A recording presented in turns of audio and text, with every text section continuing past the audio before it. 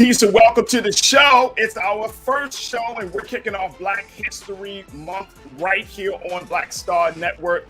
For today's big conversation, I'm asking the question, is America headed for a civil war? There are a lot of discussions about what's going to be the state of democracy. Plus, we'll talk about student life and student debt during uncertain times. Then later, we introduce to you our brand new segment, Trends, Posts, and Doing the Most. Oh boy, we got a lot to talk about there.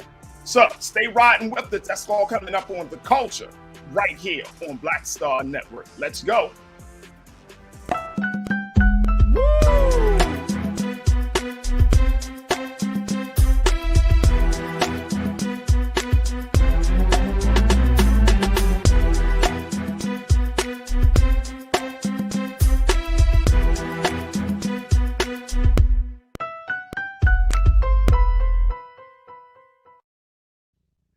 Peace and welcome to the first show of The Culture here on Black Star Network. I'm your host, Farajii Muhammad. Thank you so much for tuning in tonight. We truly appreciate it.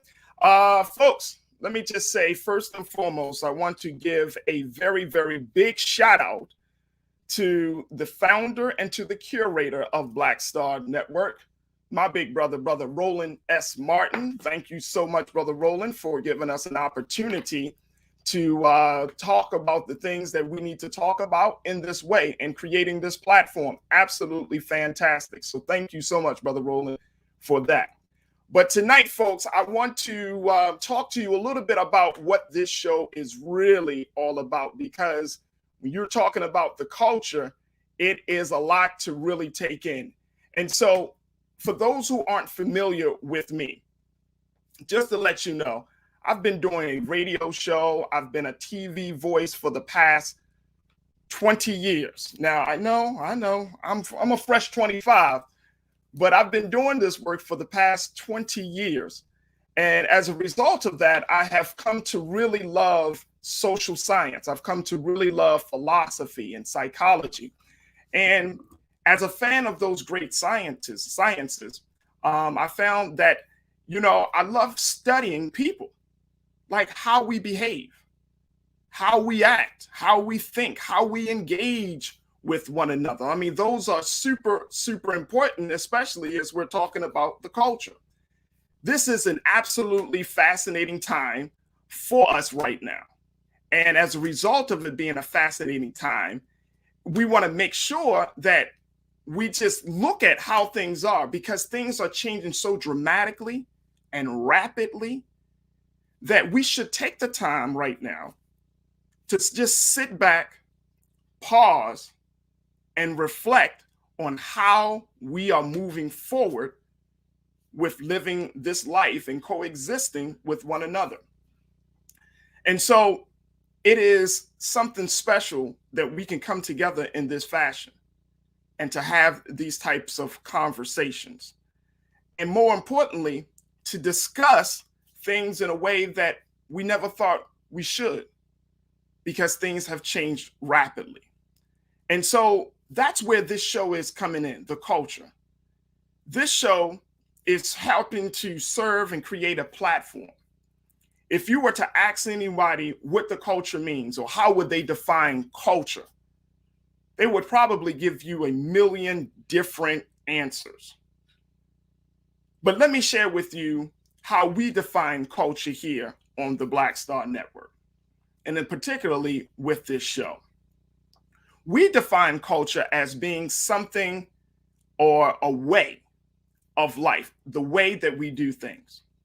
We also look at it from how something is done and the way we govern, the way we educate, how we interact and engage with one another. These are all cultural experiences. Now, we may not think about, the culture in the sense of, all of these things, but the culture really impacts us on both a subconscious and a conscious level. And we should know that. We should really know that. We think a certain way because of how we grew up. We believe a certain way because of the faith that we have accepted. Or We live in a certain neighborhood because of we've been kind of told the story and the narrative of this place and that place.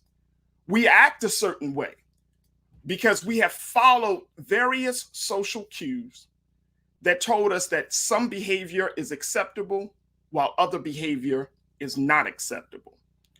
And so we want to dig in this whole dynamic a little deeper because the culture determines so much about who we are and how we live. It determines our relationships with each other. It determines our relationships with institutions. It even determines our relationship with the various systems that we are a part of. Our culture serves as a compass when we are lost, and it serves as and it comforts us during uncertain times. That's how powerful culture really is, folks. So why should we not check in to analyze, to reflect, to pause how we are doing? Why shouldn't? When if understood and possibly change, our culture can serve as the key to becoming who we want to be. And this is a huge part of the conversation. If you really want to make a difference, if you really want to make a change in the world, then you have to change the culture of how people see themselves in the world. See, let me just break it down to you.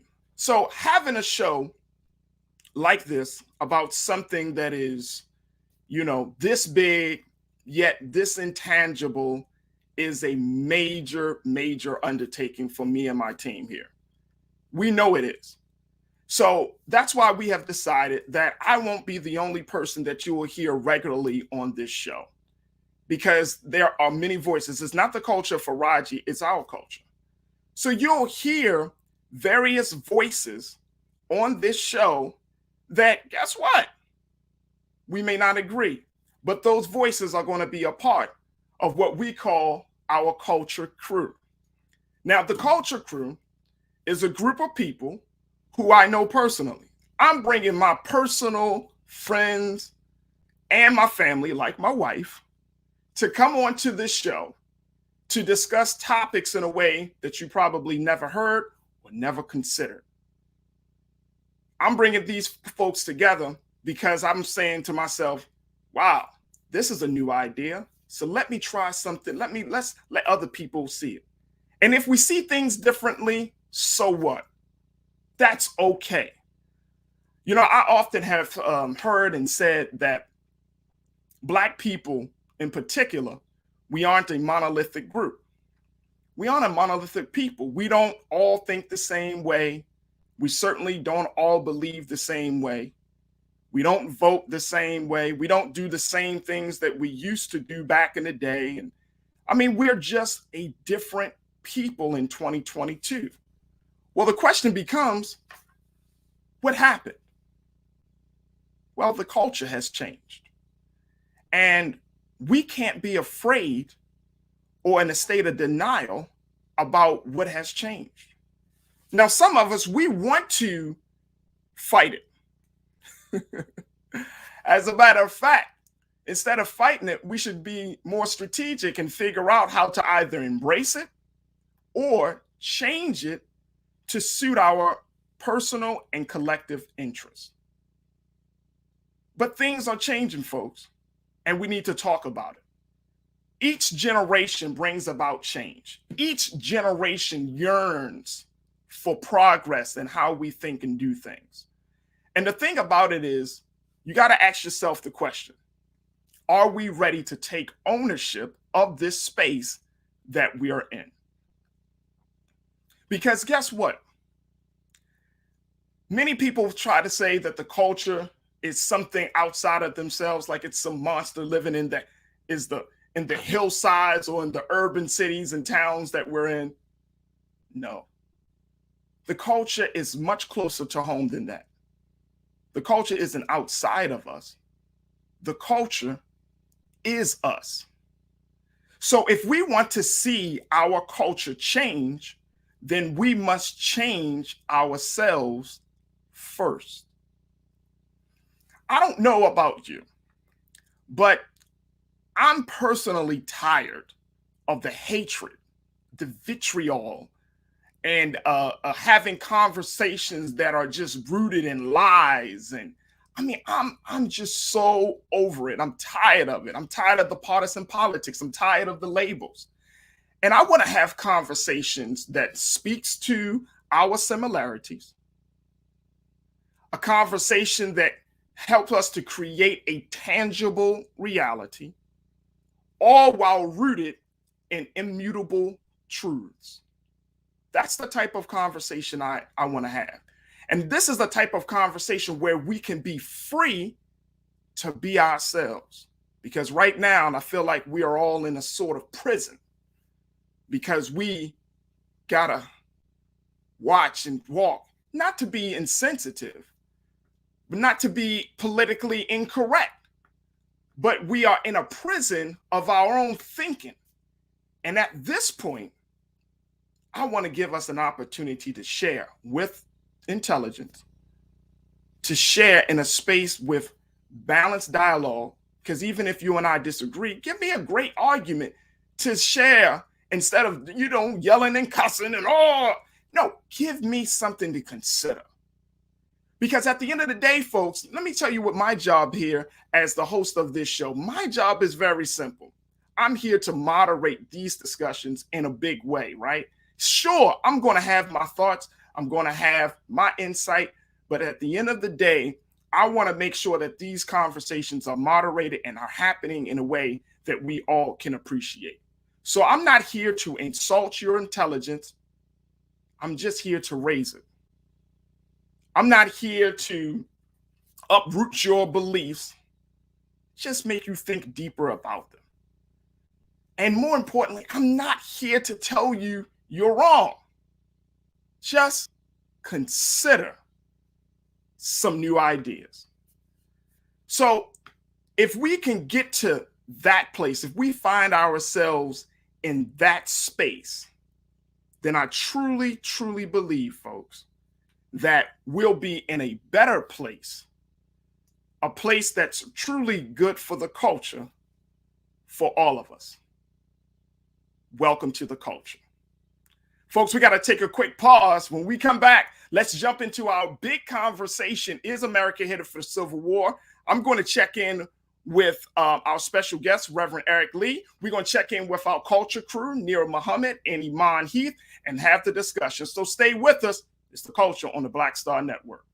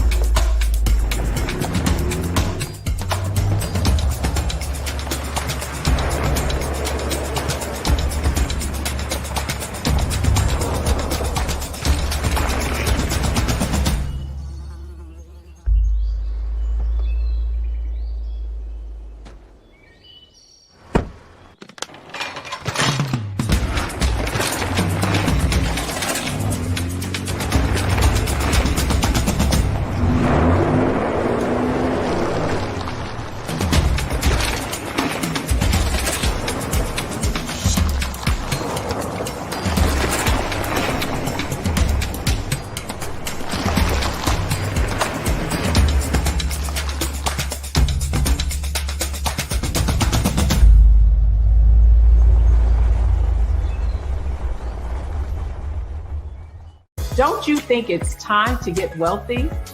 I'm Deborah Owens, America's Wealth Coach, and my new show on the Black Star Network focuses on the things your financial advisor or bank isn't telling you. So watch Get Wealthy on the Black Star Network.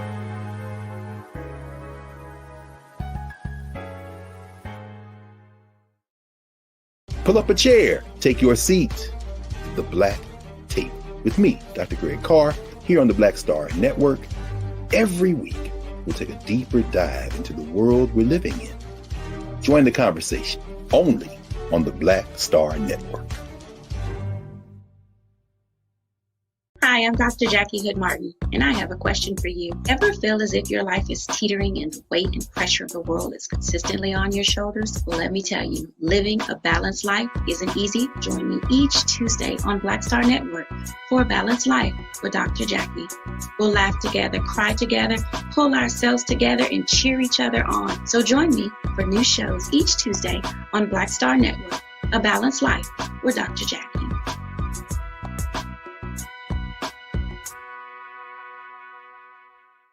Folks, Black Star Network is here.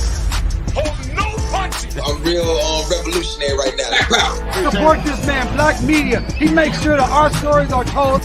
Thank you for being the voice of Black America, Roland. Stay black. I love y'all. All momentum we have now, we have to keep this going. The video looks phenomenal. See, this difference between Black Star Network and Black-owned media and something like CNN. You can't be Black-owned media and be scared. It's time to be smart. Bring your eyeballs home. You dig?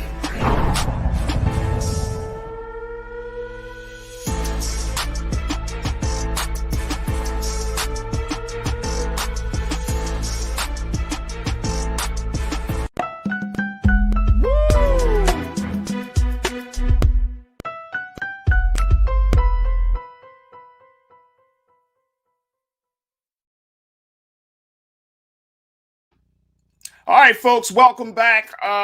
We're talking about the big conversation today. Is America headed for a civil war? This is a topic that is near and dear to my heart because I feel like at this point in our sojourn in this country, and most importantly, in this point of our history, there is a lot of anxiety right now. I mean, even beyond COVID-19, there's a lot of anxiety right now about the state of our democracy, the state of the country. And I think, to kick off this show, even though it's Black History Month, we have to have a conversation about where this country is going, and especially when it comes to Black people in this country. So I'm very excited that we have a chance to have this critical conversation and making sure that we can kind of relieve some anxieties, and most importantly, show where do the Black community stand in this whole situation? Where do we go? How do we move forward if America is headed towards a civil war? I want to share with you very quickly just some statistics, because I mean, this conversation is big, folks. But I want to share with this with you so that you can get a better understanding of the context. So according to the New York Times, in January of last year, shortly after the storming of the Capitol, there was a poll done by a gentleman by the name of John Zogby, who conducted this national survey that yielded a troubling finding, folks, that a plurality, meaning a number of respondents, 46%, believe that the United States is headed for another civil war. 46%. That's nearly half of the respondents. Now, how did we get here? Let me just share this with you. The political culture and the landscape of our politics is just so divisive at this point. It's embarrassing. We can't get nothing passed. Nobody can do their damn job. It's absolutely embarrassing. But along with the outside of the political divisiveness, that's a major contributor. We don't actually talk about the toll that level of political divisiveness actually has on us as the constituents, as the American citizens. So let me share with you this. According to a 2020 poll from the right-leaning American Enterprise Institute, 64% of Democrats see Republican policies as so misguided that they pose a serious threat to the country. 64%. That's high. Now, let's go forward. Among Republicans, get this, 75% believe that Democratic Party policies are so misguided that they pose a serious threat to the country. 64 and 75%. That's how dissatisfied Republicans and Democrats are with one another. So given these stats, I'm looking at this question and I'm saying, should we be concerned about the prospect of another civil war seriously, or are we just being alarmed unintentionally?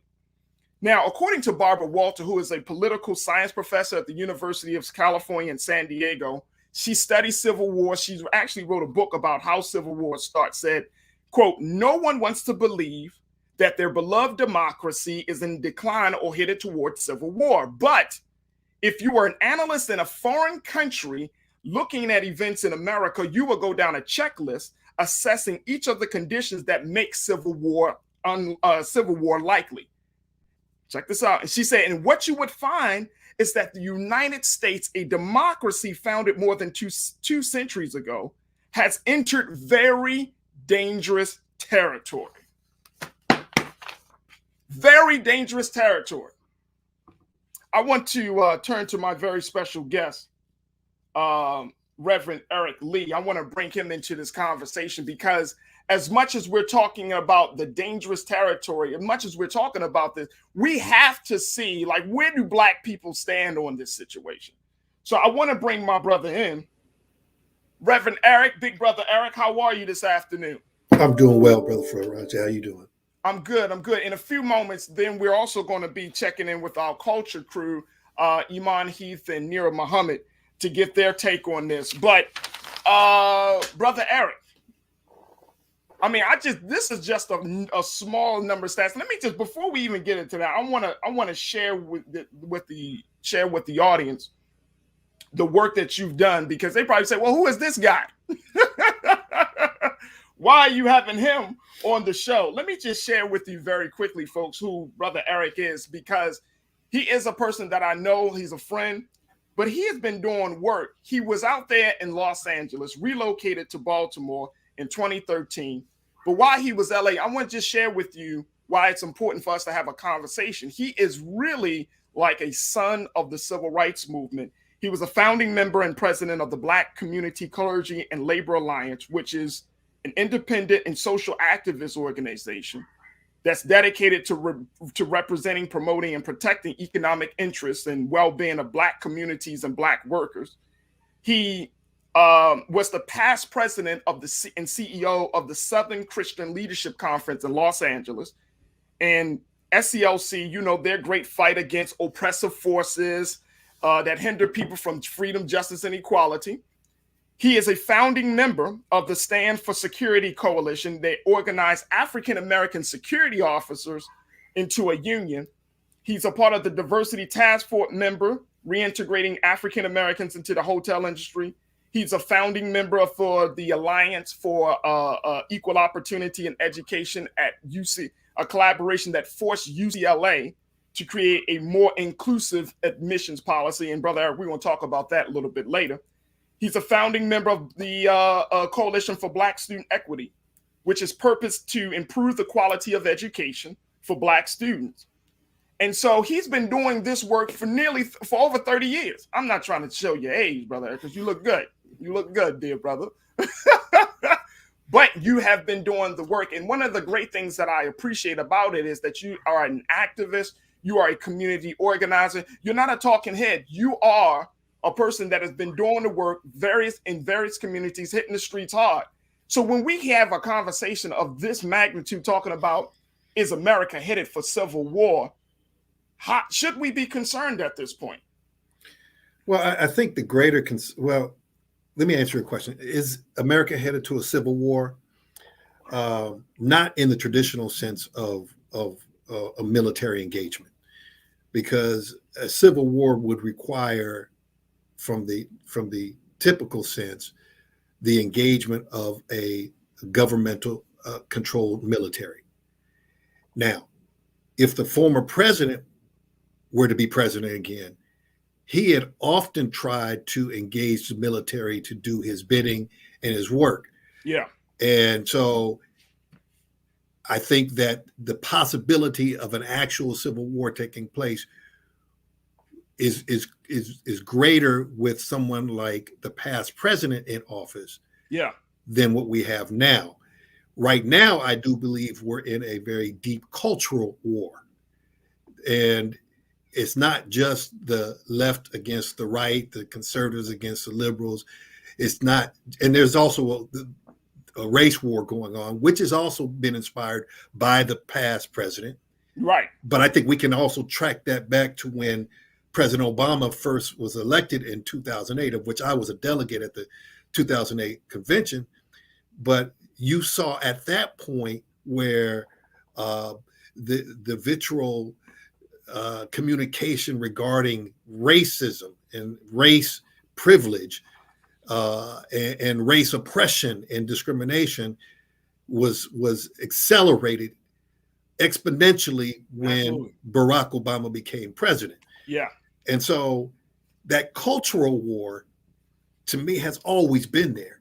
It was at a simmer before Barack Obama, during the I would say the affirmative action years or the civil rights era, 60s, 70s, and 80s. I think the cultural divide was always there, but it was kept under wraps because of the movement of the civil rights movement. Yeah. And after the election of Barack Obama, and then you had our past president, or the past president in office, we saw that it came to a crescendo, and it ended up with the January 6th insurrection, which to me was a military style activity. It was a military strategy. It was a military engagement to try and overturn our election. So, so was it is it the possibility of a civil war taking place? Unless the government-controlled military is engaged in a contest about principles and culture, then I don't see that as happening in the typical sense of warfare. But there is a cultural battle taking place, and it's not only between the left and the right, because there's a cultural battle taking place in the left on the Democratic side. Right. The big tent party. Right, and there's a cultural battle taking place on the right. Right. And so you have these sub themes taking place in terms of cultural wars and differences and diversities that we can't seem to wrap our arms around. And it's, a free for all right now in terms of promoting what you believe this country should look like. And it doesn't seem like we're able to rein that in, to have some sense of civility in how we dialogue with one another.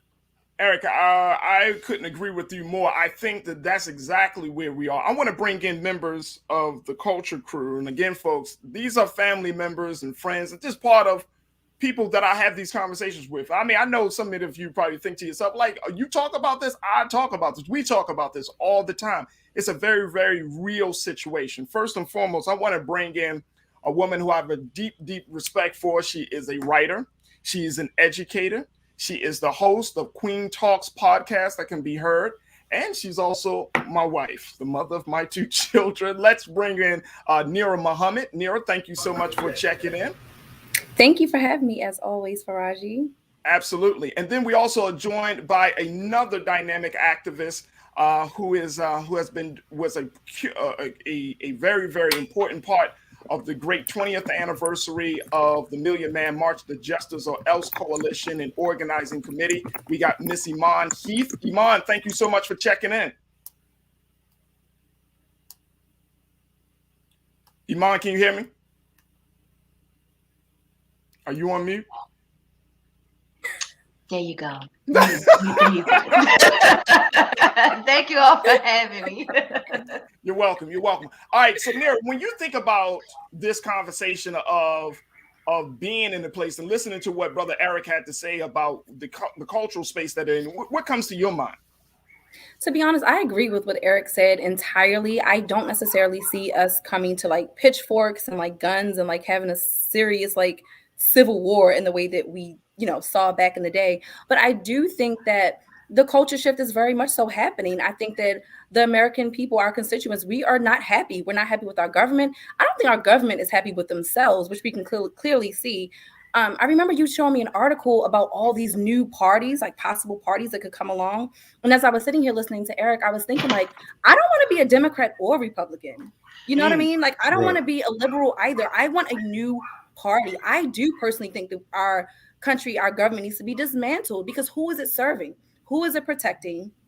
And I do think that our civil liberties are slowly but surely just like dissipating. And I think that it's happening so like at such a small, slow pace that people aren't noticing. People aren't paying attention. So I do think that we are going to be going to some sort of civil war again. It may not look like what it did to free slaves or to stay as a union, but I definitely see that shift coming. We didn't think January 6th was going to happen though. So no bets are off. Right. I feel you on that. Iman, what's your take on this? Because I think Neri is absolutely correct. We didn't see the way that this country has declined the way that it did from Barack Obama, everybody. I mean, like Eric said, people are still like, it was like an undertone. But then you get from Barack to Trump, and it just seems like all hell broke loose. All bets were off. Democracy. What is that? What's your take on that? It's definitely the Civil War. If we were to go into the Civil War, which I believe we are going to culturally, as you said, I don't think it's going to be guns and pitchforks and fires ablaze, and hopefully not. We've seen it get there before, but hopefully not. I think that this generation, the younger generation, of course, we're not tolerating certain things moving forward. As Nera said, I don't want to be a part of any political party. What we need is something new, brand new, not the same. Let me appeal to your better nature, or let me appeal to you as if I'll stand for you, stand behind you, and it's not that way. Matters such as Black Lives Matter has made a cultural divide. With the it wasn't their fault though. I know people often say Black Lives Matter shouldn't have been out there the way they were out there, but somebody had to literally come up with a phrase, and they didn't just come up with it to just assert the fact that guess what, the lives of Black people do count. It needed to be said. Went down. It needed to be said. I don't see much.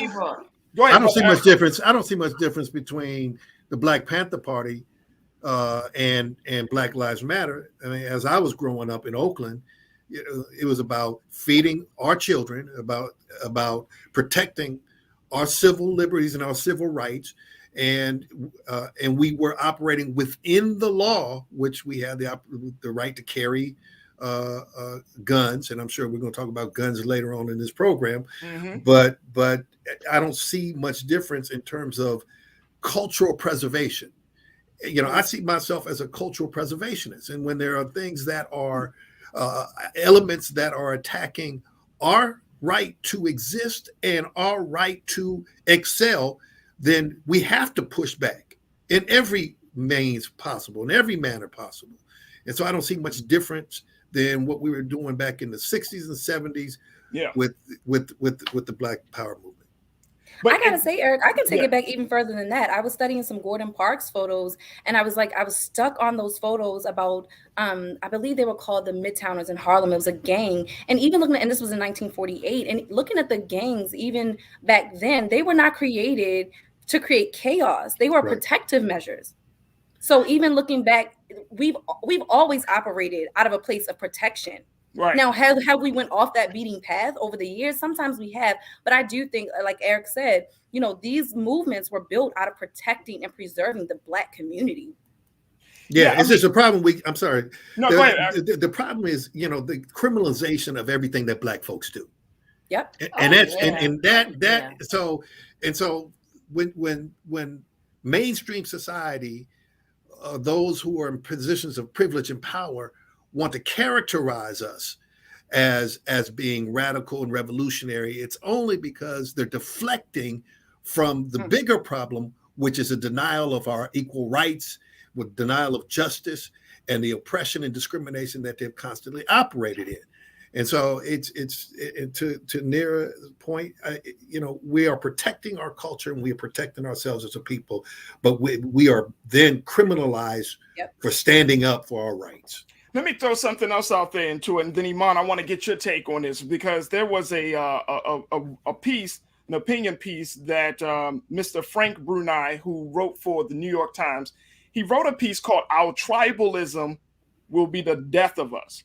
And in this piece, Mr. Brunei said, the pandemic, which could and should have brought us together, has instead driven us further apart, exacerbating our tribalism, which is an enemy of real progress, but a friend to all sorts of dysfunction, all manner of meanness. The irrational obstructionism in Congress and lawmakers' taste for vitriol and vengeance are tribalism run amok.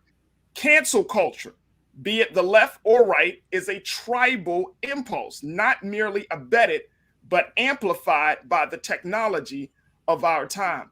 And one of the big things that I'm getting from Mr. Brunei's piece is the fact that we are creating our own demise. We are creating our own demise. He further says, we humans are inherently tribal creatures. I get that. I've read and remember enough history and headlines not to be surprised. But the work of civilization, the advance of it, involves containing that tribalism, controlling it, moderating it with grander and more unifying ideals. Why aren't we seeing certain measures, Iman, being put in place that controls this tribalism? How did that happen? Where we're now starting to see not just a Democratic Party, we see three parties within a Democratic Party, three parties within a Republican Party. Then you got all of these divisions among those who are not affiliated. How come we can't get it together with unifying ideals as Mr. Brunei has recommended here? I would say one main problem would be acceptance. There's a lot of denial of things as far as racism still exists, which is something that some people seem to not get past. Let's say back in January of last year, when everyone stormed the Capitol, white supremacists stormed the Capitol. If those were black people, it wouldn't be the same. It wouldn't have been the same outcome, in my opinion. Right. But you have others who want to say, "Oh no, that wouldn't have happened."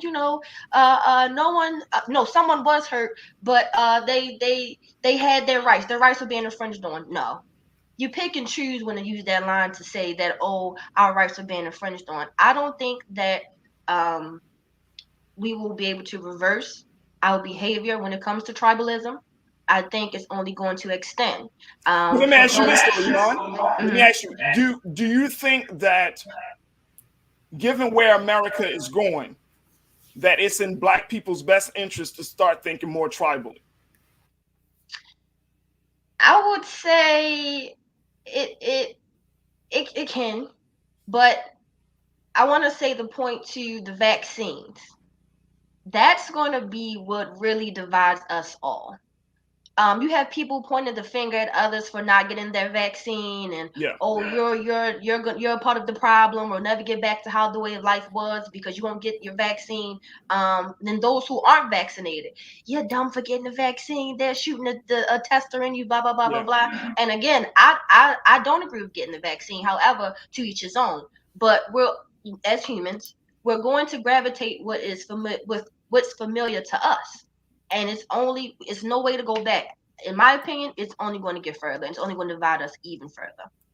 Well, let me just say, and I'm glad that you brought it up, because we're going to have to take a quick pause. But when we come back, I want us to look at, a particular strategy, which I think, Brother Eric, that needs to be really considered and employed at this point in time in our sojourn in all of this. And that is, we're so dysfunctional and we're so disappointed with the current political parties that it might lead to us to say, you know what, enough is enough. Let's move along on our own political track. Let's try to establish something of our own. So I want us to have a conversation about that, because in a couple of months, we're going to be celebrating the 50-year anniversary of the great National Black Political Convention that took place back in March of 1972. And there is something, in that demonstration that I truly believe is something that we can use 50 years later, folks. So, Brother Eric and Nira and Iman, I want to get your take on this, because as we're talking about a civil war, it's like, should we as Black people start to really consider, hey, we might have to move in a different direction? So we'll have that conversation We're after our break, but stay with us. You're tuning into The Culture on the Black Star Network.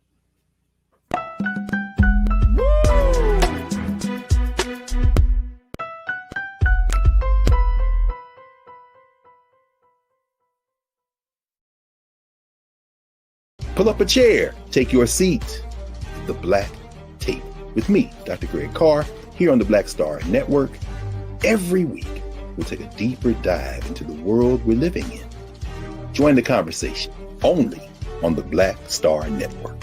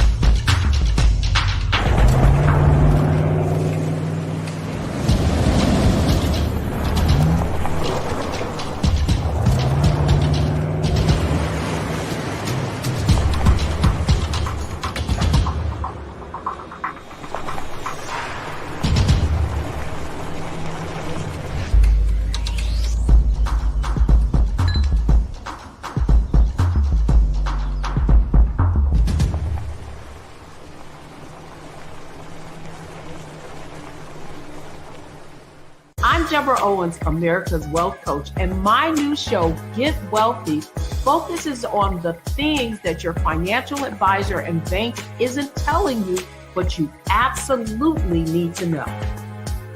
So watch Get Wealthy on the Black Star Network.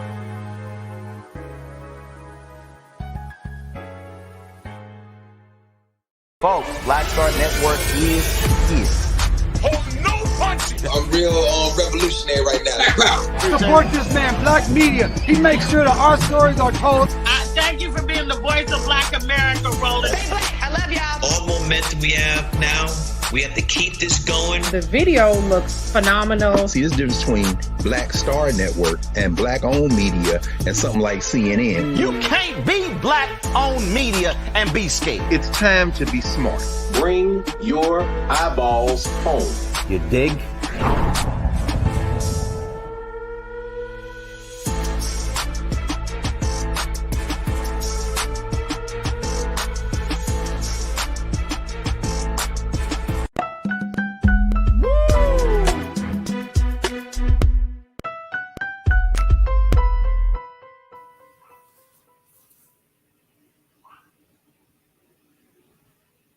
Folks, we've been talking about a very big conversation, which is America headed for civil war? I've been having a conversation with Reverend Eric Lee, along with two members of my culture crew, Rihanna Muhammad and Iman Heath, both giving their thoughts and insights about the state of democracy in this country, and most importantly, where we are moving forward. Now, part of this conversation, as much as we talked about the tribalism, much we talk about the political divisiveness, we also have to talk about the fact that there have been things done in the past, which I truly, truly believe can be used right now to forge and create a better future for us.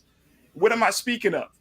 Back in 1972, in March of 1972, in a small town called Gary, Indiana, which is about 40 miles outside of Chicago, and is actually the home of Michael Jackson, the birthplace of Michael Jackson, right? In a school called West Side High, 10,000 Black people came to convene in Gary, Indiana, at the behest of their Mayor Hatcher, to talk about a political future for Black people there. And now look, check this out, folks. You might be saying, well, why have you may have heard about this gathering? This was one of the largest political strategy gatherings in the history of America. And at that time, some of the most notable civil rights leaders and freedom fighters were present, from everywhere from poet Amiri Baraka to Reverend Jesse Jackson to the NAACP, the Urban League, the Nation of Islam, and many other groups. But Jesse Jackson said something in his remarks that really touched to the sentiment of so many people. He said, quote, "I don't want to be the gray shadow of a white elephant or the gray shadow of a white donkey. I am a black man and I want a black party." He asked the crowd, for black Democrats, black Republicans, black Panthers, black Muslims, black independents, black business owners, black professionals, black mothers on welfare, what time is it? And of course, in our tradition, Brother Eric, we responded, what time is it? Nation time. That's what happened.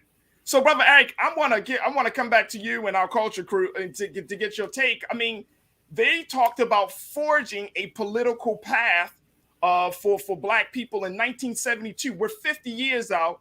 Ras Baraka, the great son of Amiri Baraka and the mayor of Newark, New Jersey, they're planning to do some local celebrations of that union, of that demonstration.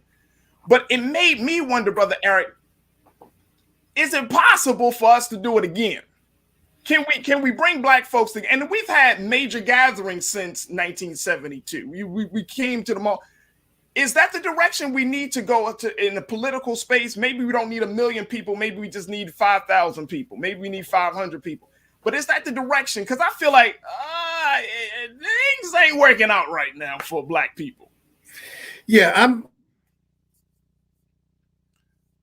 I'm the direction. I know that we've always had an underlying desire to do all things black, and because of the concerted efforts of racism and discrimination and oppression against us, and it seems that we have always done better when we were separated from the mainstream culture. At least it appeared that we had more black businesses, we had more academic wealth, we had more unity and pride when we were segregated, and so there's always that underlying desire to return to that sense of unity and pride. But as Neer made reference earlier to our democratic system, it's not truly a democracy. A two-party system is not a democracy. We have a choice between bad and worse, and so. Hey, Mama, you just said bad and worse. Damn, you didn't even tell us like bad and okay. How long has the Democratic Party leveraged the black cause for their agenda? Right. And we've seen no change. Try to do the Dougie to try to get our attention, or wear hot sauce in the bag. Hot sauce in the bag. Yeah. Okay. Mm-hmm. Right. And so, we need a political revolution that would cause us to be a true democracy where you have multiple parties. And I think that if we understood what the objective was in that political party, nothing we do is going to. So let me back up. With black folks, our charge is to make the world a better place. Yeah. We have been the moral and ethical voice of this country since we've landed on these shores. Yeah. And that has been God's calling upon our lives. So whatever we do, we've always done it not only for the sake of black folks, but we've done it for the sake of anybody who has been depressed and discriminated against. Mm-hmm. We are the most inclusive people on the planet. Mm-hmm. And so if we started a political party that was a black political party, I guarantee you it would not only be black, because people who understood the moral and ethical journey that we want would join us in that quest and then on that journey. Mm-hmm. I want to get your take, because somebody posted in our YouTube chat. They said, if we can't get people to vote now, what's the point of a new party that people still won't vote for? There are two political parties and the independent party. Half y'all won't even vote for them. And then they said this new party rhetoric only makes people not get their behind out and vote. Do you find that to be the case? Do you think that if we talk about a third party, or if we're talking about some level of black political unity, that it will become a hindrance to, it will become just another obstacle for people to get civically and politically involved?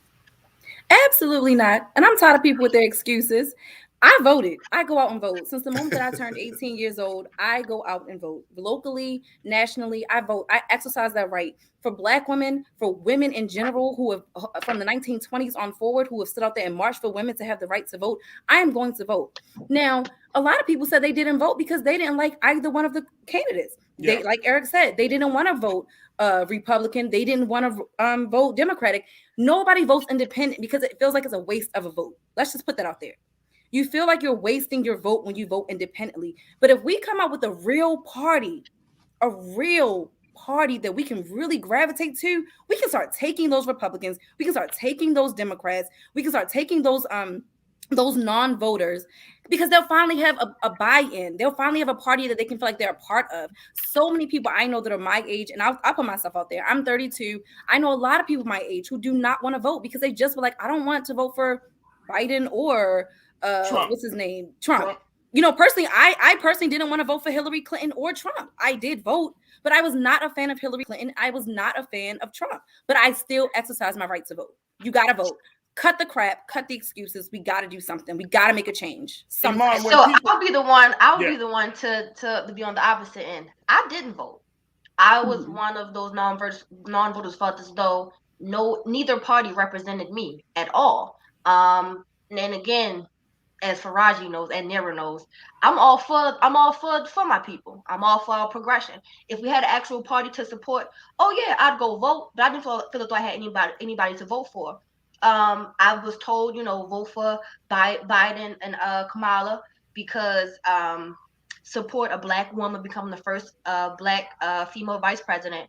Kudos, yes. However, take off the mask or the face that's shown to us.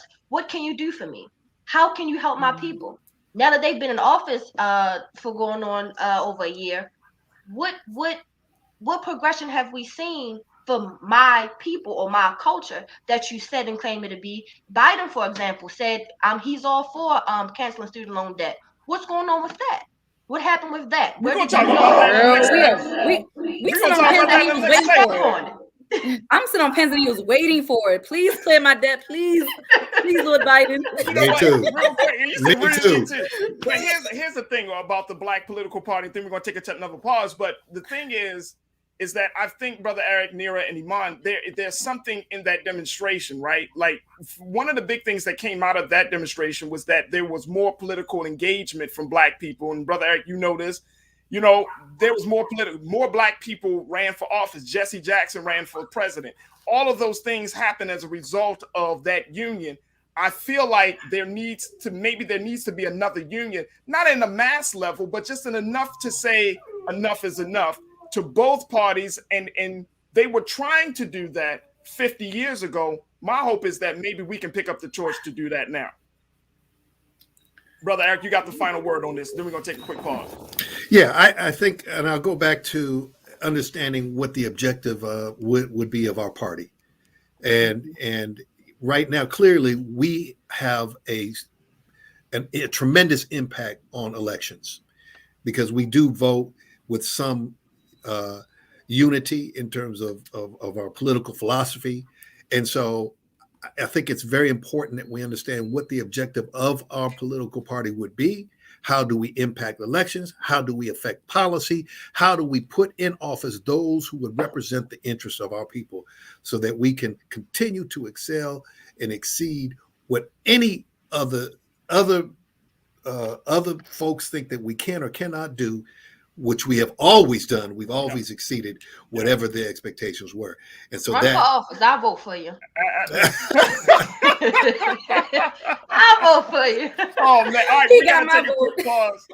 When we come back, let's switch gears. We're going to check in with the president and CEO of the Thurgood Marshall College Fund, Dr. Harry Williams, who's going to give us some insight about that larger conversation around student loan debt and also about student life. And we'll also get some words from Dr. Williams in light of the latest threats to HBCUs across the country. We still got a lot to talk about, folks. So in the next hour, so stay tuned. A whole lot is coming at you on The Culture here on the Black Star Network.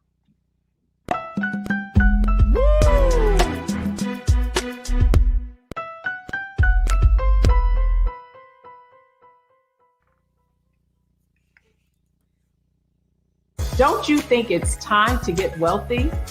I'm Deborah Owens, America's Wealth Coach, and my new show on the Black Star Network focuses on the things your financial advisor or bank isn't telling you.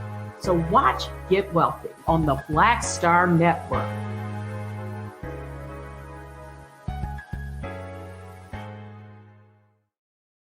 Hi, I'm Dr. Jackie Hood Martin, and I have a question for you. Ever feel as if your life is teetering and the weight and pressure of the world is consistently on your shoulders? Well, let me tell you, living a balanced life isn't easy. Join me each Tuesday on Black Star Network for A Balanced Life with Dr. Jackie.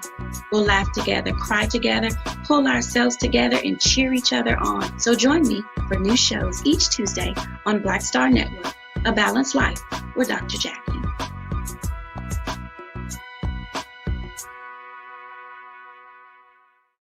Pull up a chair, take your seat. The Black Tape with me, Dr. Greg Carr, here on the Black Star Network. Every week, we'll take a deeper dive into the world we're living in. Join the conversation only on the Black Star Network.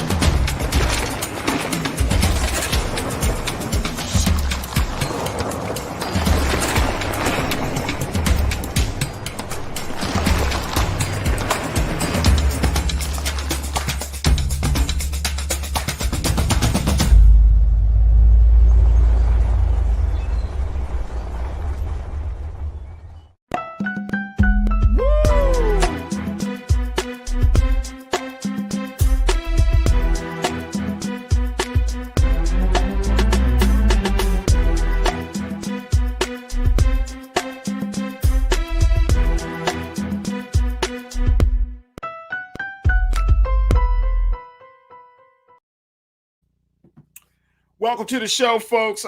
We want to have a conversation with Dr. Harry Williams, who serves as the president and CEO of the Thurgood Marshall College Fund, to talk to us about student life, student debt, and the opportunities for scholarship, even in the midst of unprecedented threats against HBCUs. And so we're happy that Dr. Williams is going to share with us his thoughts, and most importantly about that situation, but also about this partnership between the Thurgood Marshall College Fund and Novartis. So let's welcome to the program, Dr. Harry Williams. Dr. Williams, thank you so much for joining us. Thank you for having me today. I'm excited about being on your program. Absolutely, absolutely. And folks, we are still joined by our wonderful culture crew. Reverend Eric Lee is still holding on to us. We'll be a part of the conversation along with Rihanna Muhammad and Iman Heath. But Dr. Williams, let's start with you, sir. And, getting your thoughts about first, a lot of people are asking about this latest situation where there have been a number of HBCUs that have been under threat, bomb threats. What have you been hearing? And most importantly, what are your thoughts about this situation? It seems to be a coordinated threat on HBCUs. We don't have a lot of we have a little bit less, about 100 HBCUs, but there seems to be some real anger and hatred against Black institutions, educational institutions. Yes. First of all, thank you for having me on your program. Absolutely. And you're right. This is very, very disturbing. We've been in constant contact with the authorities trying to figure out what's going on. I currently have a son at Howard University, and Howard actually received one of the bomb threats, and I checked in with him, and they have been cleared to go back to class, but the students are afraid, to be honest with you. And so they are still doing remote learning. This is very, very concerning.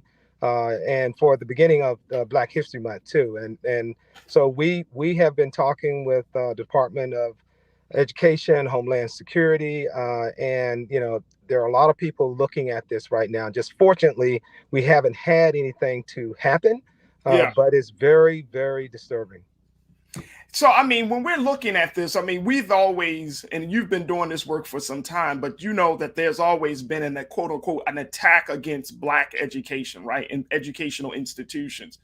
But we're seeing the attack ratchet, just going up even every single year. I mean, whether you're talking about an outward attack such as a bomb threat, or you're talking about a budgetary attack with HBCUs, I'm wondering, what needs to be done to protect our educational institutions beyond just going to the homecoming rallies and to the football games and to the pep rallies and all of those things.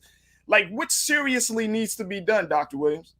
Well, HBCUs have been serving our community for over 150 years, and we were created because, quite frankly, they didn't want us to go to the white institutions, and so we created our own.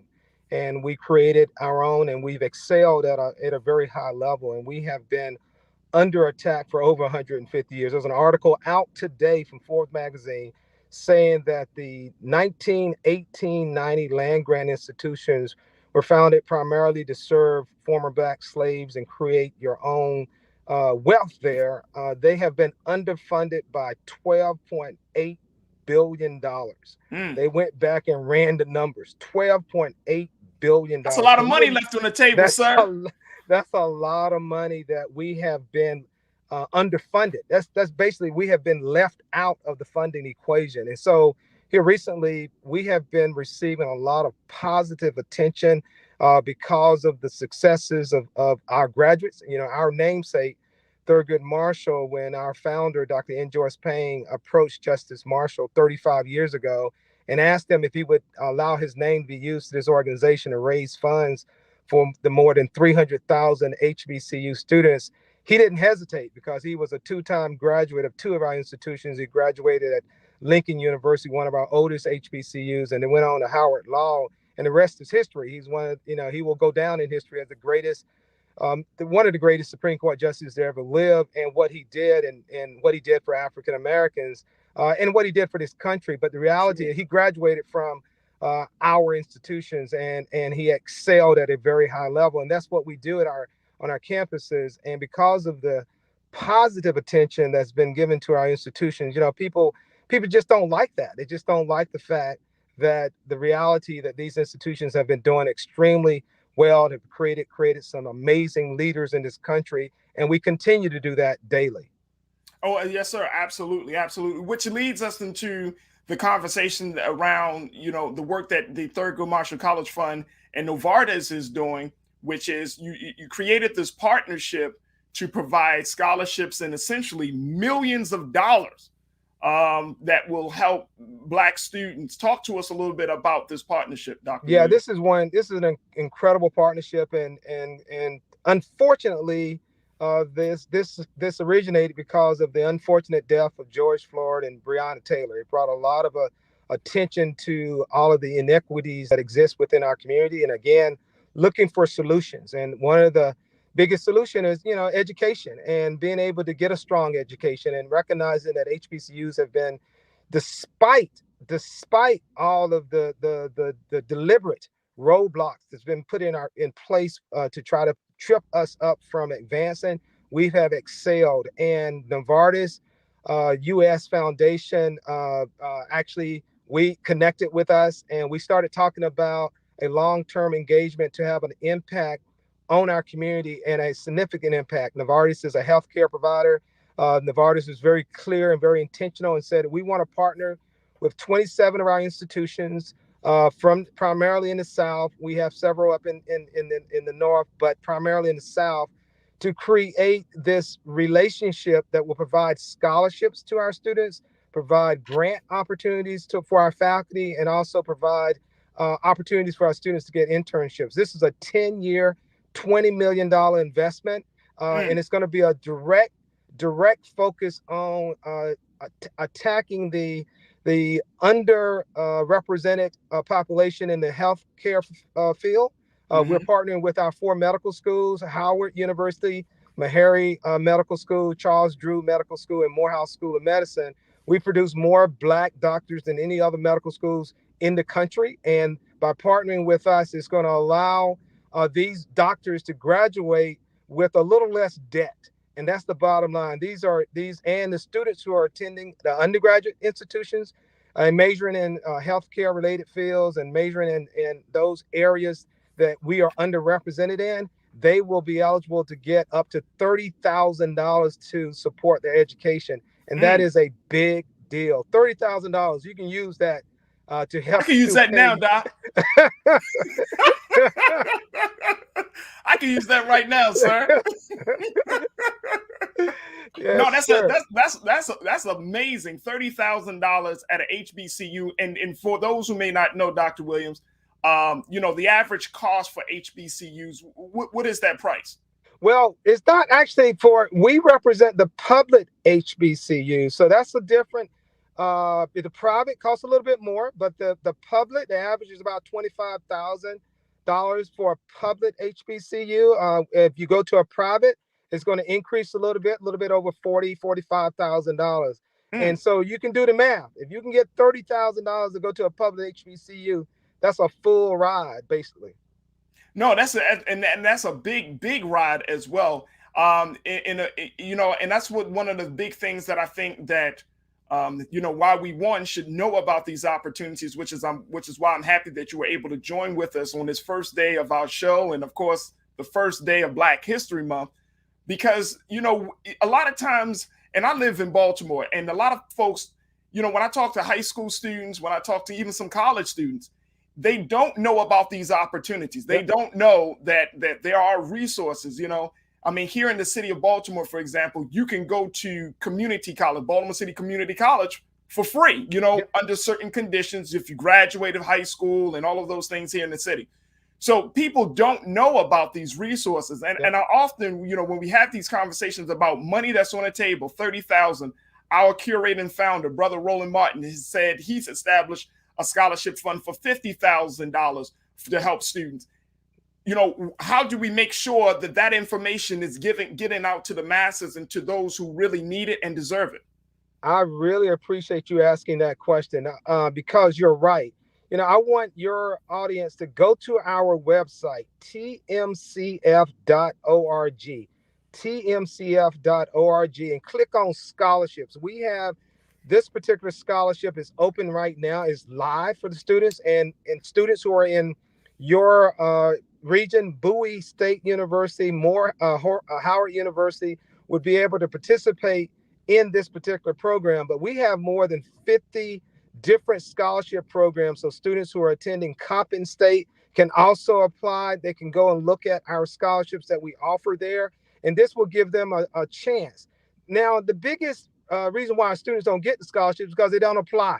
So we need to get them to apply, and they need to apply now. And that application is live until February the 28th. The Novartis application, only thing you have to have is a 3.0 grade point average, majoring in social work or health-related fields or business or technology. For those students who are listening, go and look at this, our scholarship website. We have, last year, we awarded over $6 million in scholarships. This year, we're going to award close to $12 million. Now, this is free money. Let me underscore this. Free money. This is not a loan. This is based on your academic performance in college. And these dollars are set aside for our students. So if you go and look, you can see a list of all the schools that we represent at the Thurgood Marshall College Fund. We have 47 public HBCUs that we represent, and all the students who are attending those particular institutions would be eligible to apply for our scholarships. And I would encourage your audience to do that. Dr. Williams, we got to take a quick pause. When we come back, I want you to continue the conversation with myself and my culture crew because, as we're talking about money, and I know you've been having these money conversations, sir. People are wondering what the heck is going on with student debt. So to hear from a person who's who's dealing with money day in and day out, we want to have a conversation around student debt. So we're going to take a quick pause. When we come back, more with Dr. Harry Williams of the Thurgood Marshall College Fund, more with our culture crew, and of course, you. So stay with us. It's The Culture on the Black Star Network.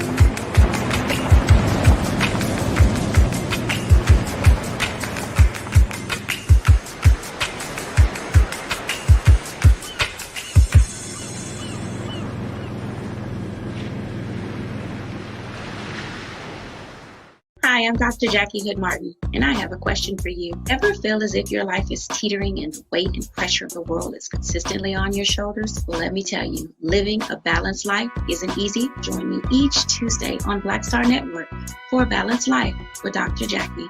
We'll laugh together, cry together, pull ourselves together, and cheer each other on. So join me for new shows each Tuesday on Black Star Network, A Balanced Life with Dr. Jackie.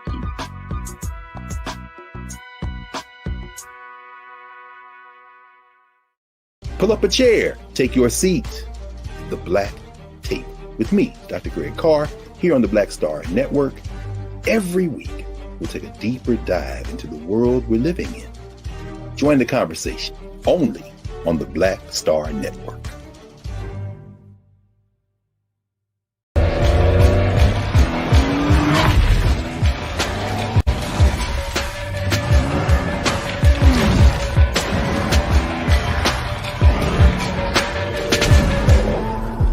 Folks, Black Star Network is here. Hold no punches. I'm real revolutionary right now. Support this man, Black Media. He makes sure that our stories are told. Thank you for being the voice of Black America, Roland. Stay black. I love y'all. All momentum we have now, we have to keep this going. The video looks phenomenal. See, there's a difference between Black Star Network and Black-owned media and something like CNN. You can't be Black-owned media and be scared. It's time to be smart. Bring your eyeballs home. You dig?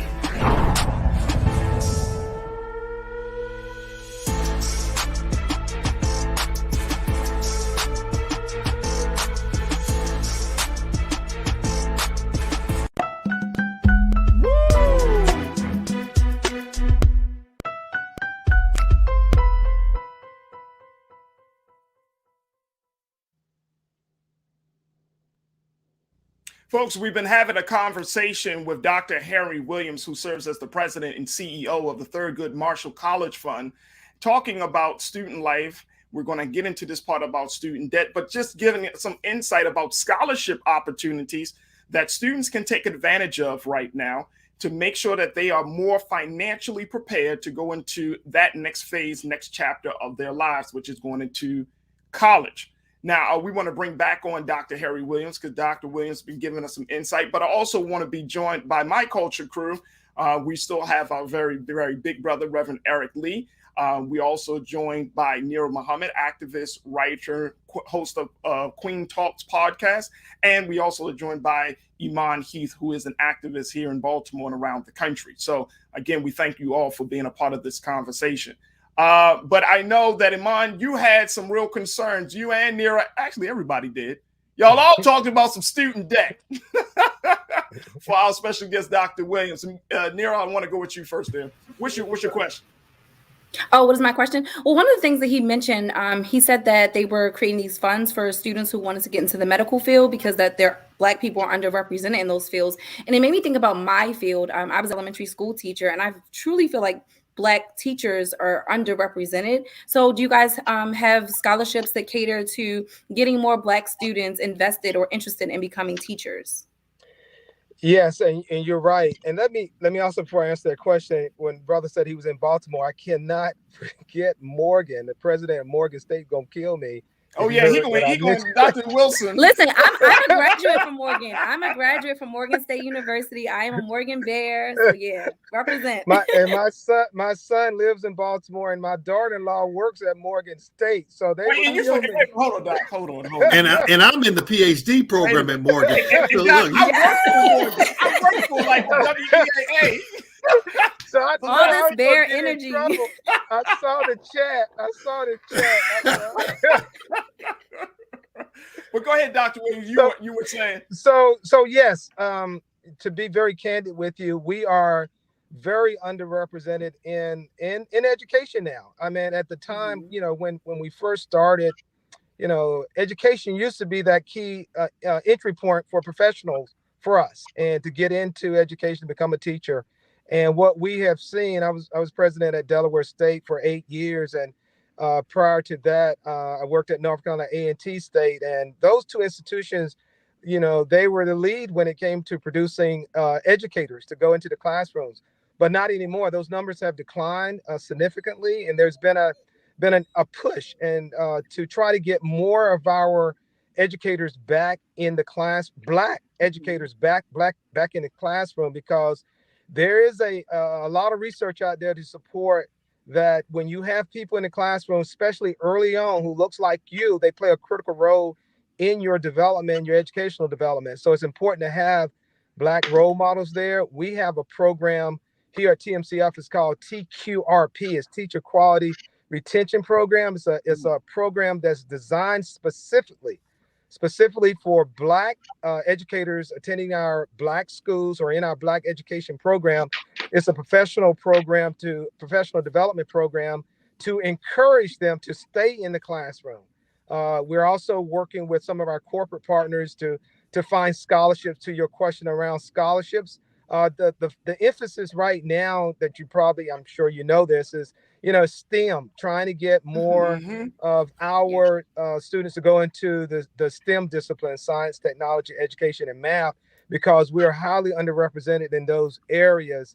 And those are key critical areas for the country. And we know that we have talented students that could be in that space. So there's a lot of money in that space. But education is another key area. So your point is well taken. Absolutely. I wish that I would have known, because look, I could have been still in the classroom. I should have been in that program. So I left the classroom last year. I taught here in Baltimore City. It's really hard. It's hard being one of the few Black teachers, and it's also hard just looking. One of the things for me, I felt like I was failing Black children. I felt like I was a part of a system, rather, that was failing Black children. That was partly why I left the system. So I would love to see more Black teachers. I know my students really gravitated toward me. I don't think it's just because I'm Black, but I related to them in a different way than their other teachers could. And so absolutely, that's why I would love to see more Black teachers in the classroom. Like, I could tell you so many stories, but I'll stop. Well, I mean, you're right. I mean, there's a lot of research out there to support having Black people in the classroom so the students can have someone that they can identify with. And that is so important for your educational development, especially in those early years. And it helps to build your confidence. And it's just the power that we have in reinforcing each other and reinforcing the excellence. Because if you don't get that, it can really hamper your development and your growth. And that's why we feel very strongly about creating these programs. We have another program that's with TQRP that's focused on Black males, because we really are underrepresented in Black males in the classroom from that perspective. Because of that factor, it encouraged the Black males to graduate, to stay in school. And there are a lot of challenges in some of our urban schools in terms of Black males staying in the classroom. Absolutely. Iman, what's your question or your thoughts for Dr. Harry Williams? Just a quick question. What is the biggest obstacle or hurdle that you see students go through with the application process? Is there any secret or some type of, I don't know, backdoor something that they need to know as far as the obstacle they may come across? Or what's the most common issue or problem that you know the students have when trying to apply for the program scholarship? This is going to sound very, very simple. The biggest obstacle is to get them to apply. The students, we wait until the very last minute to apply, and then your computer is not working, and then you don't hit the deadline on time. And then that's that CP time. We got to get that together. So it's getting. So we're encouraging students to don't wait until the last minute to apply. Get those students who don't get a scholarship is because they don't apply. If you have the appropriate GPA that the program is asking for, you can get your application in a timely manner, and we are very, very clear on that. And we evaluate based on the criteria. For an example, the Novartis is very clear: 3.0 grade point average, and in those disciplines would automatically qualify you for that particular award, to be eligible to be considered for that award from that standpoint. So, the biggest thing is to get students to apply and to go through the process, because sometimes we just wait until the last minute because we said we're not going to get it. That's my goodness, Doc. I'm telling you, waiting to the last minute. And I'm gonna go to Eric in a moment, but can you speak to parents, because a student may want to go. I've come across a number of students that say, man, my parents got to fill out this financial form, financial aid form. They got to fill out all of these different forms, and they are just sliding their feet. They're just not moving at the pace to meet these deadlines. What would you say to parents and grandmas and aunties and uncles out there? Parents sometimes can prohibit their student from getting scholarships because they don't fill out the federal financial aid application. They have made it it used to be a difficult and complicated process, but it's not. It doesn't take no more than 15 minutes to complete that. What we've had a problem with was people who put different information on it. So the students get selected for what they call verification. And then when they get selected for verification, then you got to get your income tax. And that creates a problem from students to be able to get their parents to give them their W-2s, because sometimes parents don't want you to know how much they're making. And so therefore, that creates challenges for the students. So we were able to work with Congress to get that piece of verification removed from the process. So now students are not being selected for verification because that was prohibiting students from advancing. The reality of, 90% of our HBCU students need financial aid. Over 90% need financial aid. And over 80% qualify for the federal support program. It's called a Pell Grant. That's an entitlement program that's based on financial need. And so 80% of our students have serious financial need, and they need these dollars. And what we want to do at the Thurgood Marshall College Fund, we want students to get free money. We don't want them to have to take out loans. The question around debt, it is really, really bad. And what it's doing is prohibiting our students from, when they graduate and starting out life without having debt, because that's prohibiting you from getting your house, getting, investing in building wealth for your family, and moving you out of this current situation in terms of elevating you to another social status financially. And that's what we're seeing with students graduating. The debt load right now is anywhere from $25,000 to $30,000. When you can imagine graduating and you get a job, and your first job might not pay you no more than $50,000, and then you got all these other things that you need, and then you got to pay a loan. We don't want students to have to be able to pay a loan because it's gonna slow them down from advancing and buying that first house. And that's what we want you to do. Brother Eric, we got a couple of seconds left, but I want to make sure you get your question in there, brother. Yeah, well, let me just first thank you, Dr. Williams, for your commitment and your work to providing finances to our children who are looking to go through the educational system. I firmly believe that every Black child needs to spend at least 2 years at HBCU. I don't care if it's on the front end or the back end, but they need to be at an HBCU. Now, that said, research also shows that the biggest challenge for students matriculating and completing their higher education is finances. And so is there a strategy for reaching high school students and letting them know that these funds are available in order for them to complete their higher education? Yeah, absolutely. Actually, you're spot on. I mean, that's the number one reason why students don't persist towards graduation, because our students in particular, because they don't have the funds to continue, and it creates a major barrier for that. And so what we have done here at TMCF, we work with our high school partners, we work with our principals, we work with our social groups such as fraternities and sororities, and trying to get the word out, because they do a great job of staying connected to the community, because we want the students to get a fair start in life. And part of that process is so that they don't have any debt.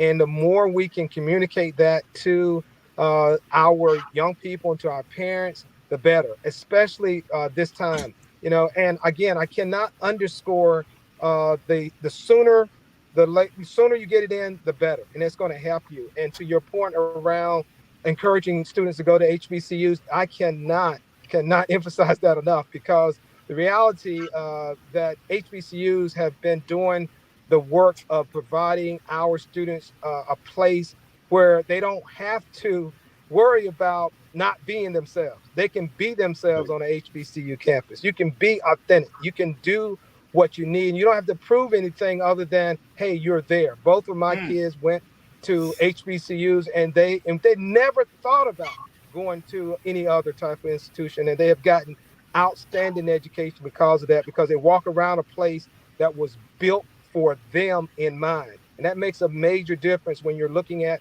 those buildings and you see those names, and those names reflect people who look like you, and they have excelled in whatever profession that they have there. So your point about going to an HBCU, it will do wonders in terms of the psyche for our African Americans.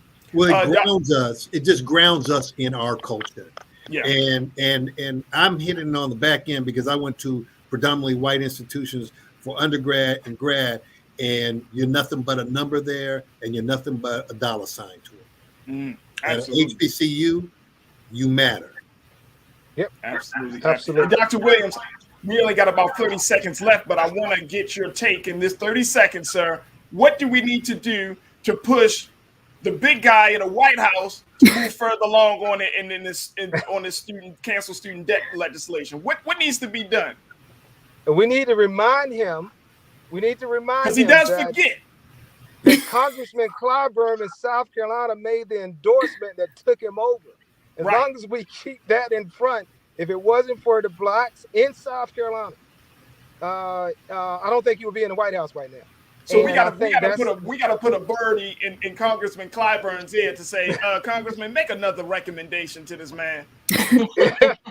Well, I'll tell you, he's a champion. He is a champion for HBCU. I mean, he is unapologetic when it comes to HBCUs and come to black students because of his focus. And Stacey Abrams in Georgia, they made a major difference in this past election in terms of what HBCUs did for this administration. Absolutely. Dr. Harry Williams, President and CEO of the Thurgood Marshall College Fund. Dr. Williams, we truly appreciate your insight, but most importantly, we appreciate the fact that you are offering these scholarship opportunities for incoming HBCU, hopefully HBCU students. Once again, Doc, what's the best way that people can get more information about the work of Thurgood Marshall College Fund? First, let me say thank you and also say thank you for allowing me to be on the program and recognizing that Thurgood Marshall was born and raised in Baltimore. And we are so proud of our organization and what we're doing to support his legacy and to carry his legacy on. So I would encourage your audience to go to our website, tmcf.org, and look at all the opportunities, not only scholarships, but internship opportunities in some of the top Fortune 200 companies in America that our students are interning in and creating those door openers for our students. So again, thank you. Thank you so much, Doc. We truly appreciate it. And Dr. Williams, we want to extend the invitation for you to come back when other new developments with your college fund happens. We would love to have you back on the show, dear brother. Anytime. The only thing you got to do is invite me. I'll be there. Okay. Yes, sir. Will do. Will do. All right, folks, I want to jump back to my culture crew, Reverend Eric Lee, Nira Muhammad, Iman Heath. First and foremost, I know that we didn't talk too much about this issue of student debt, but there seems to be, and I like what Dr. Williams had to say, like you got to keep the pressure on when it comes to this issue, because, you know, Brother Eric, the big issues that are affecting Black people in this country, we're not seeing any movement on. I can name two big pieces of legislation that we're not seeing movement. We haven't seen movement on. The George Floyd Policing Act, right? That stalled. Now we got the damn voting rights bill. That stalled. Now we're trying to talk. I mean, we it's like we can't get a break in some cases. And I'm not saying that it's all Biden-Harris' fault, and I'm not going down that road, but I'm just saying of putting the fire on this administration and on Congress to really hear us what we got to say. Yeah, so it's going to require, as Martin Luther King eloquently stated, it's the silence of our friends that is most disturbing. And that's a paraphrase. Yeah. Because when we make up 13% of the population, it's gonna take the not only the goodwill, but the decision by those goodwill white folks to join us in the struggle for justice and equality, and to put pressure on their representatives to push these bills through so that there can truly be justice and equality, not only in electoral college and the voting system, but across the board in education, across the board in housing and employment. There needs to be a concerted push, as it was during the civil rights movement, where you have people from all walks of life joining us in that march towards justice. Right. And Nira, when we look at how HBCUs have suffered, I mean, we already know that some of the most brilliant and greatest minds have come out of historic Black colleges and universities in this country. But there's still something that seems to be missing. I mean, when I listen to Dr. Williams talking about, you know, just getting people connected to understand of the resources that are available, the opportunities that are available, the cultural advancement that can be made because you're a part of an HBCU. But there still seems to be something missing in this conversation to make sure to get people activated. What do you think that thing is? I'm not sure, Farajii, to be honest. I don't know what's missing. I think we have to stop pushing college on everyone. Can I just say that? I don't think that college is for everybody. Okay. You just said it. You just said it. Mind you, I am a big advocate for going to college, but I do agree college is not for everyone. So again, I think if you, as an educator, I think we need to look at our youth while they're still youth. You know what I mean? Like if I look at my son, I can see what his strengths are. I can see what subjects he gravitates toward. And I don't think that we cater to that enough. We don't think about those things enough. I remember when I was going to college, I was told, go to be a nurse because there's always going to be a job in the nursing field. I would hate being a nurse. I'm a writer. I'm an artist. I do not want to work in a hospital. That really, I mean, I'm a straight A student. I failed 2 semesters at Morgan because I just wasn't invested in what I was learning.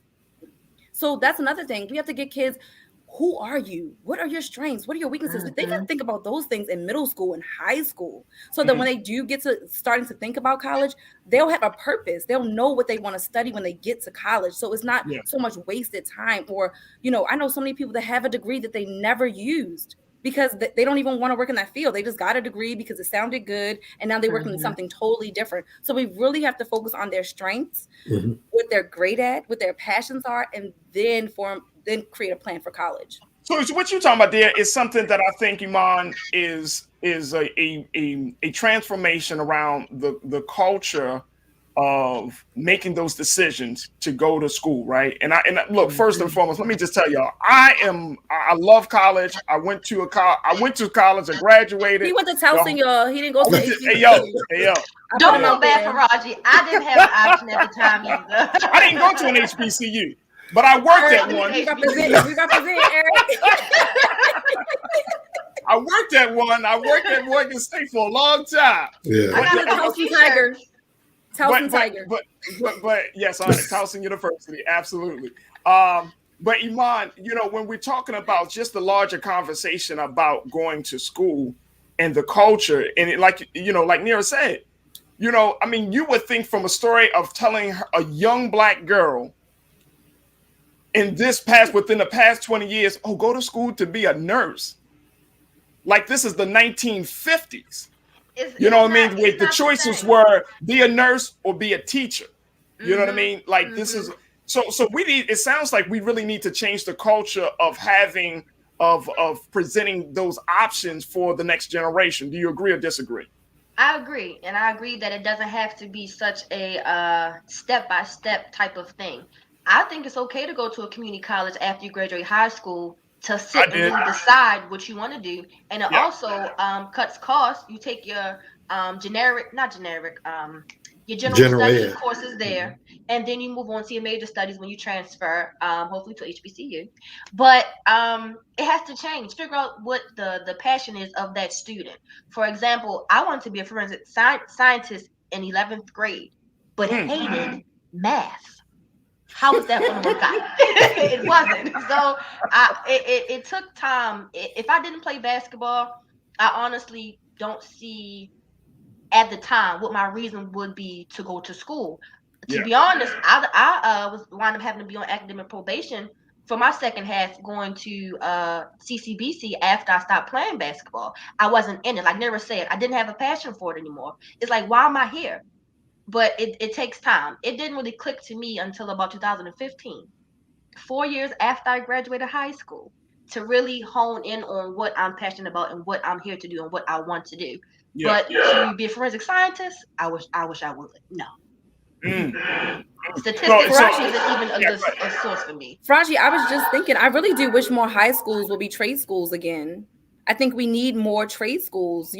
We need people to do HVAC. We need people that, engineering, fix cars. We need people, we need people to do hair. I mean, that's a very lucrative business doing hair. Yes, it is. Yes, it is. I know, because that, my girl.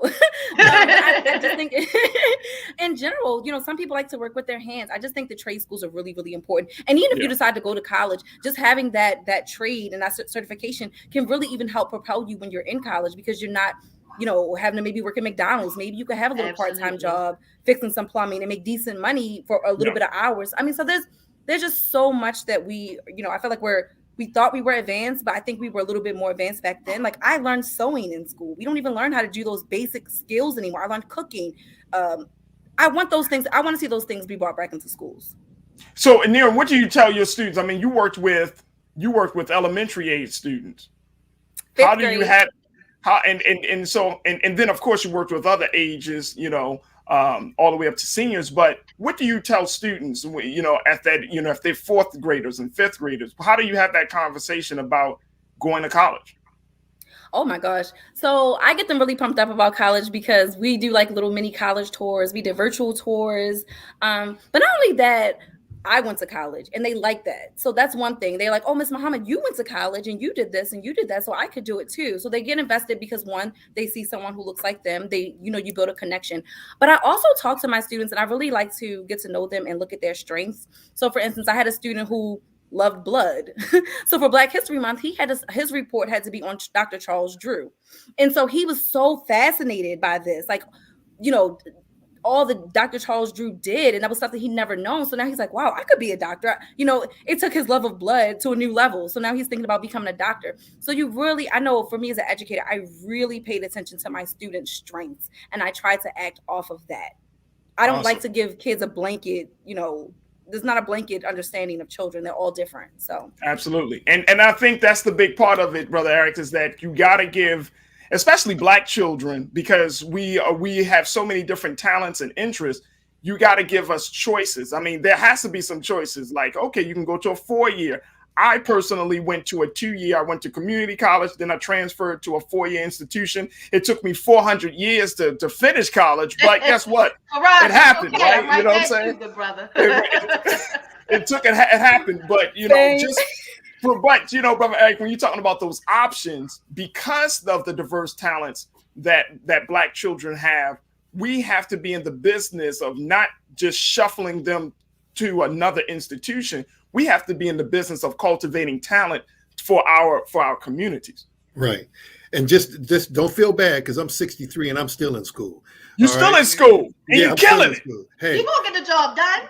but going back to Neera's original point, and I'll put a biblical reference to it, identify what the child is good at and strong at. And the Bible says, train up a child in the way they should go. Now, that's a parent's responsibility to understand the way they should go. And then when they get old, they'll not depart from it. Then we'll have success. There it is. Folks, we're gonna take our final pause. When we come back, let's talk about, we're gonna introduce you to our brand new segment, Trends, Posts, and Doing the Most. I'm going to share with you just some of the trending topics and things that have been happening, get the take from the culture crew, and a whole lot more. So stay with us. We got a few moments left in tonight's show, so stay riding with us. It's The Culture here on the Black Star Network. We'll be right back.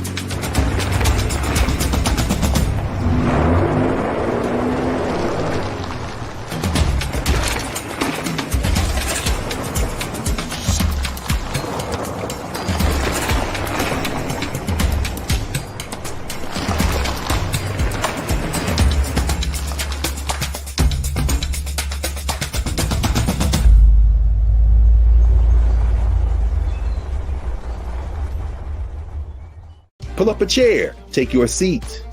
The Black Tape with me, Dr. Greg Carr, here on the Black Star Network. Every week, we'll take a deeper dive into the world we're living in. Join the conversation only on the Black Star Network. Folks, Black Star Network is here. Oh, no punches! I'm real revolutionary right now. Support this man, Black Media. He makes sure that our stories are told.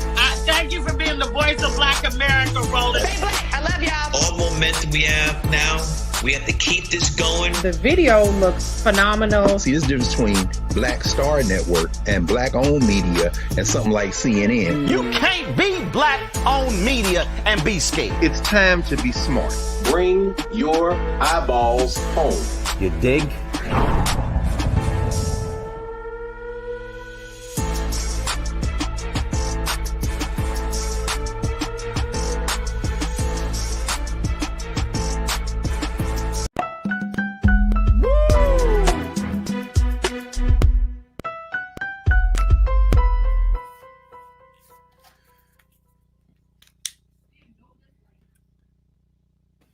All right, folks, it's time for our brand new segment, Trends, Posts, and Doing the Most. Yep, and it's just...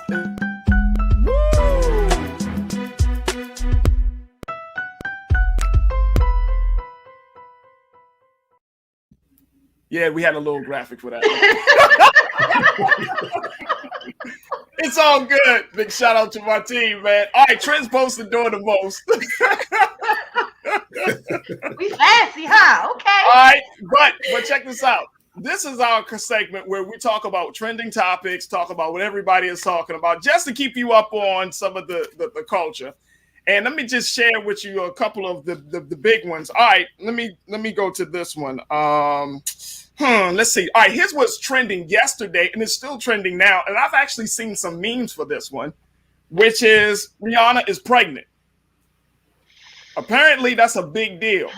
Iman, I'm gonna go to you on this one. Rihanna is pregnant. Talk to us about, she's pregnant with ASAP Rocky's baby, and now all women want to wear a pink jacket open to show their belly in the middle of the street.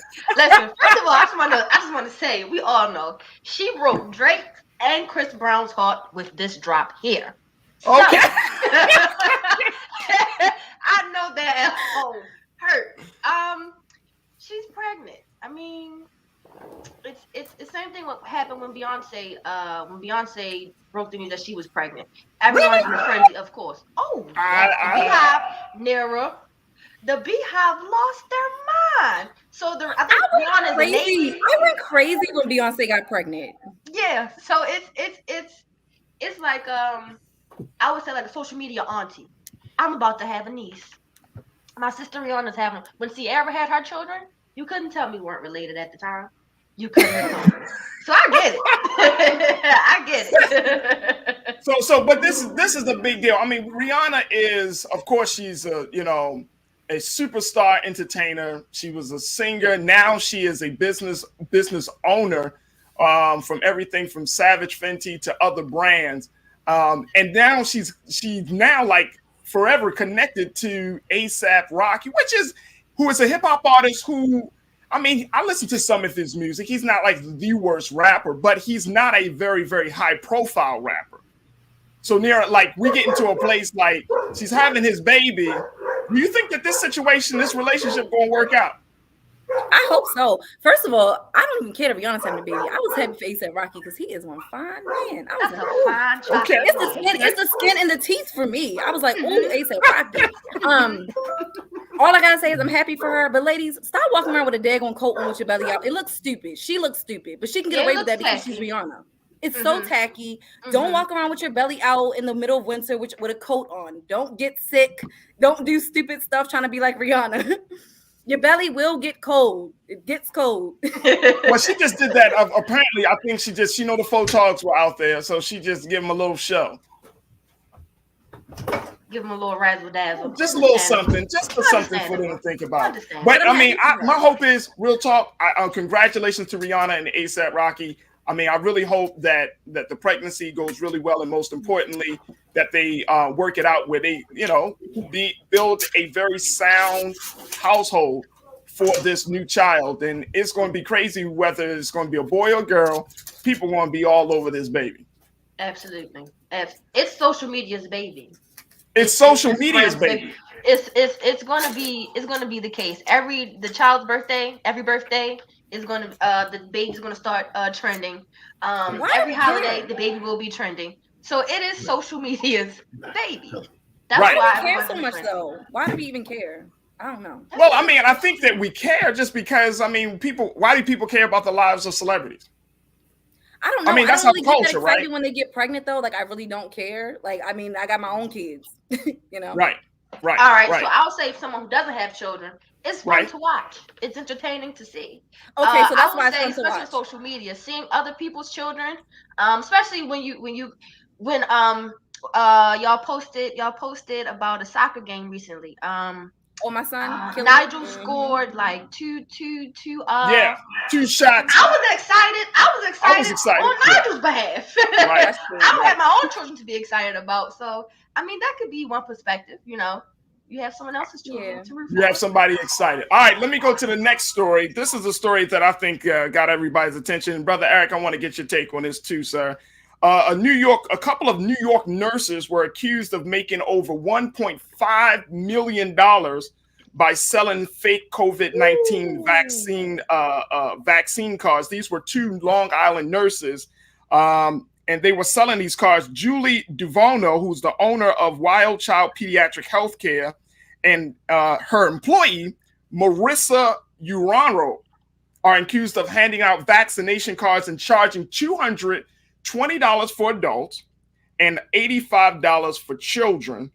And it looks like Miss Julie is a nurse practitioner, and that Marissa is a licensed practical nurse. And the two were able to enter into false information to New York's immunization database.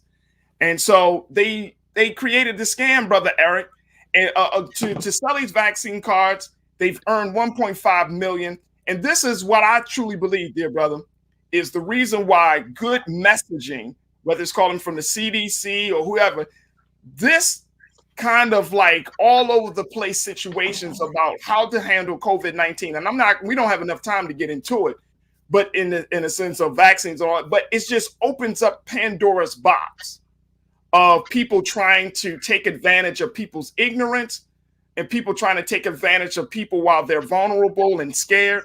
What's your take on this story, Brother Eric? Well, so they saw an opportunity. They were enterprising, and they took advantage of it. Is it criminal? Yes. Did they get caught? Yes. They're criminal because they got caught. And so the unfortunate thing is that there was that many people who wanted a fake vaccine card when we're talking about a public health issue. And I'm not going to get into the issue of anti-vaxxing or vaxxers or whatever, but the fact of the matter is it is a public health issue, and there's a greater segment of the population that we may not be aware of that are not willing to take these vaccines. Not all heroes. I would say not all heroes. Go ahead, Nara. Did you say they were charging $20 for adults? No, $220 for adults. And I was about to say, because they charge $100 here in Baltimore. Oh my God! Listen, not all heroes wear capes, honestly. And yes, they are criminals because they got caught and they were forging fake federal documentation. Yeah. I just want to say, it's sad that they got to that point. It's sad that the people were pushed to that point that they had to feel like they had to get a fake vaccination card to keep their job. That's on the government. That's something they need to think about. Why were people felt that they needed to get a fake vaccination card? Because they didn't want something to put something in their body, and whether you agree with it or not, I don't care. Whatever you put in your body, that's your choice. But the thing about it is, the fact is you gave them no choice. They didn't want to put it in their body. You told them they were going to lose their job if they didn't. So they made a decision based on their own health and their finances. So the government needs to take a hardcore look at themselves real quick, because they're not the only nurses. This is happening all over the country. So many people, I know people with fake vaccination cards. I don't have one, y'all. I'm being good. I don't got one. But I'm just saying. Well, and I think to your point, Nara, that is part of the reason why that, we can talk about the COVID misinformation campaign that is currently happening across the country. But more importantly, this speaks to not just a public health issue. This speaks to a human issue. Like, even during the stock market crash of the 1920s and 1930s, excuse me, and then even at any point in time where fear is high, vulnerability is high, scam artists, con artists, those type of individuals start to rise to the top, right? And we can talk about it's just like prohibition. It's like people sneaking by weed. It's only legal in a few states, so people still smoke it. Right. Let's not act like this is something new. Right. Absolutely. All right. So look, that's all that we have. We got a lot of other stuff that happened. And so sorry, dear, we can't talk about Tom Brady. And I know the future of quarterbacks all over. I want to talk about Minnie Mouse and Dang. We can't talk about that right now. But I really appreciate each and every one of you for joining me. This is my Culture Crew team, folks. The crew that you will be seeing more often as we have these conversations. And I got a whole bunch of other folks that's going to be joining us throughout the week to be a part of the Culture Crew. But I want to give a big thank you to our big brother, Reverend Eric Lee, who you'll be seeing some more of. Reverend Eric Lee, thank you so much. To Iman Heath, and to the writer, the educator, the activist, and my wife, and the host of Queen Talks with Nira podcast, Nira Muhammad. Thank you all for being a part of the conversation today. We truly appreciate it. And Ben, thank you so much for being so good for the culture. Love you all. Thank you. Appreciate it. All right, folks, that's going to do us for us tonight. This is our first show of the culture here on the Black Star Network, and we could not do it without your support. So I highly encourage that you do all that you can. Download the app. Make sure that you give.